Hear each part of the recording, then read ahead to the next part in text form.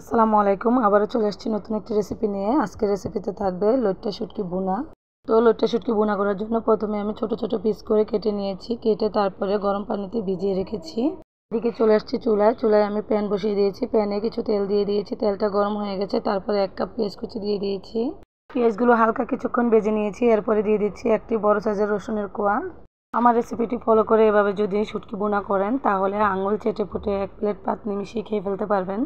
এর মধ্যে দিয়ে দিয়েছি 3-4টা কাঁচামরিচ আর সাথে শুটকিগুলো ভালোভাবে পরিষ্কার করে ধুয়ে নিয়েছি। এখন দিয়ে দিচ্ছি।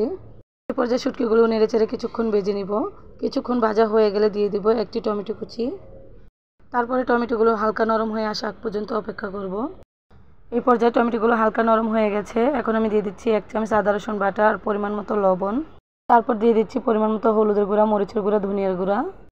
এখন আমি মশলাগুলো ভালোভাবে নেড়েচেড়ে কিছুক্ষণ কষিয়ে নেব।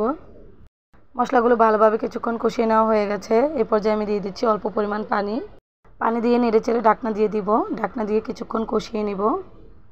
এই শুটকি ভুনাটা খেতে একদম অসাধারণ লাগে। এই পর্যায়ে শুটকিগুলো কিছুক্ষণ কষিয়ে নেওয়া হয়ে গেছে। এখন আমি নেড়েচেড়ে দিচ্ছি। এই পর্যায়ে চুলাটা কমিয়ে 2 মিনিটের মতো ঢাকনা দিয়ে রান্না করে নিলাম। এখন আমার শুটকি রান্নাটা প্রায় শেষের দিকে। এই পর্যায়ে আমি দিয়ে দিব ধনিয়া পাতা কুচি। ধনিয়া পাতা দেওয়ার পর কিছুক্ষণ নেড়েচেড়ে উঠিয়ে নিব চুলা থেকে। আশা করি আমার রেসিপিটি আপনাদের কাছে ভালো লাগবে। ভালো লাগলে লাইক, কমেন্ট এবং শেয়ার করে দিবেন। যারা যারা ইউটিউব থেকে দেখছেন তারা আমার পেজটিকে সাবস্ক্রাইব করে রাখবেন। আর যারা যারা ফেসবুক থেকে দেখছেন তারা আমার পেজটিকে ফলো দিয়ে রাখবেন, যাতে করে এরকম নতুন নতুন সহজ রেসিপিগুলো দেখতে পারেন। শুটকি ভুনাটা একদম ভাজা ভাজা করে নিয়েছি। এই পর্যায়ে আমি একটা বাটিতে উঠিয়ে নিচ্ছি।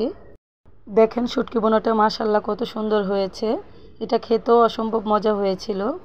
আপনারা চাইলে আমার রেসিপিটি ফলো করতে পারেন। আজ এই পর্যন্তই। সবাই ভালো থাকবেন, সুস্থ থাকবেন। আল্লাহ হাফেজ।